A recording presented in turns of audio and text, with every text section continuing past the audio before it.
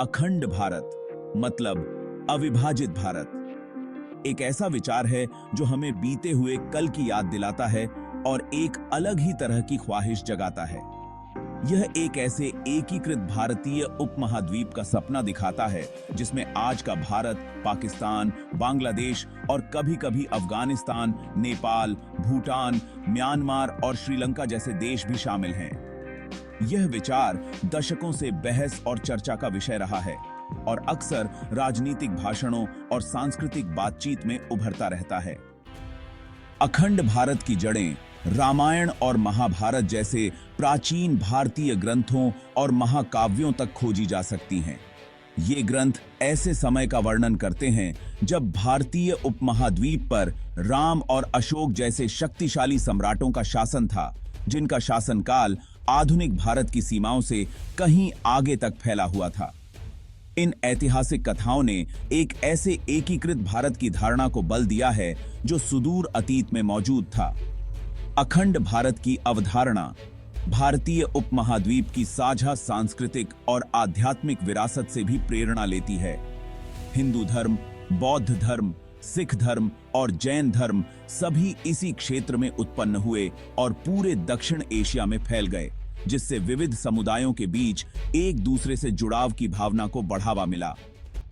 इस साझा सांस्कृतिक ताने बाने ने इस विश्वास को हवा दी है कि एक एकीकृत भारत केवल एक भौगोलिक अवधारणा नहीं है, बल्कि एक गहरी सांस्कृतिक एकता का प्रतिबिंब है। ब्रिटिश शासन से भारत की आजादी की लड़ाई के दौरान अखंड भारत के विचार ने गति पकड़ी। जैसे जैसे राष्ट्रवादी भावनाओं में तेजी आई, नेताओं और विचारकों ने एक ऐसे स्वतंत्र भारत की कल्पना करना शुरू कर दिया जो उपनिवेशवाद द्वारा लगाई गई कृत्रिम सीमाओं से परे था। उनका मानना था कि भारत का विभाजन एक ऐतिहासिक और सांस्कृतिक रूप से एकीकृत भूमि का एक अप्राकृतिक विभाजन था। हालांकि यह ध्यान रखना जरूरी है कि पूरे इतिहास में अखंड भारत की अवधारणा की अलग-अलग तरीकों से व्याख्या की गई है। कुछ समर्थक सांस्कृतिक आदान प्रदान और आर्थिक सहयोग पर जोर देते हुए शांतिपूर्ण तरीकों से प्राप्त एक एकीकृत भारत की कल्पना करते हैं।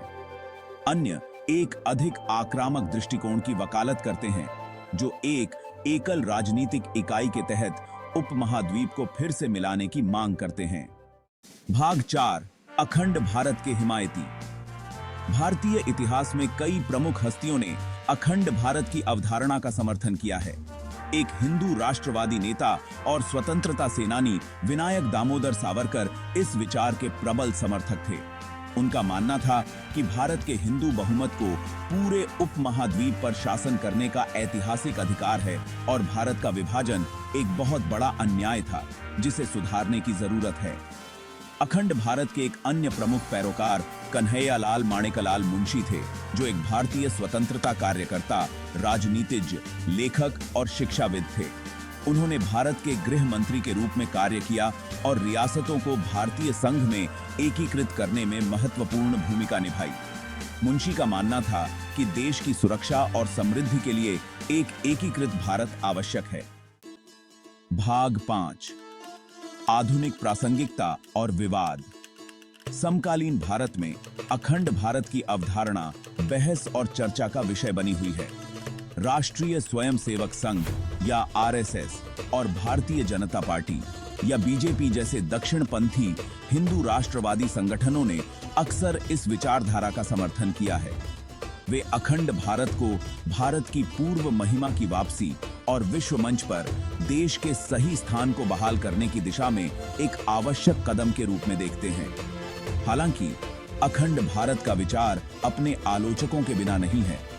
कई लोगों का तर्क है कि भारतीय उपमहाद्वीप की जटिल भू राजनीतिक वास्तविकताओं को देखते हुए यह एक अवास्तविक और अव्यावहारिक लक्ष्य है। वे बताते हैं कि जो देश कभी ब्रिटिश भारत का हिस्सा थे, वे अब अपनी अलग पहचान और आकांक्षाओं वाले स्वतंत्र राष्ट्र हैं। भाग 6, निष्कर्ष।